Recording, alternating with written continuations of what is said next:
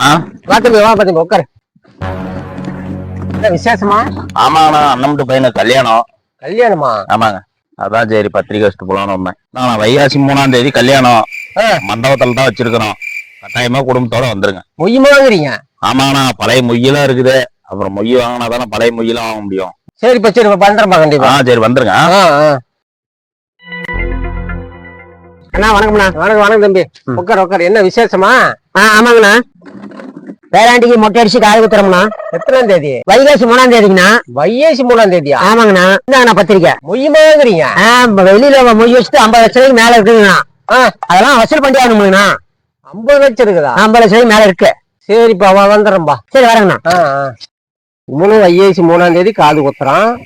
இவனும் வைகாசி 3ஆம் தேதி கல்யாணம் வச்சுக்கிறான். நாம மொய் வாங்கி அவனுக்கெல்லாம் வச்சதாவது சரித்திரம் உண்டா? எம்பகிட்டே வேலையை கட்டுறீங்களா?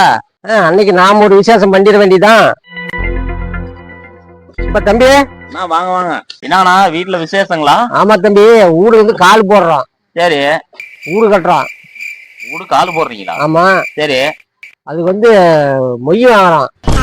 அதுக்கு ஊடு கால் போடுறதுக்கெல்லாம் மொய் வாங்குவாங்களா? ஆமா, 50 கோடி ரூபாய் செலவாம அப்புறம் மொய்ய 2 கோடி ரூபாய் வெளியில இருக்குது. அப்புறம் வசூல் பண்ணாதானே ஊடு கால் போட்டு வசூல் பண்ணாதானே ஊடு கட்ட முடியும்.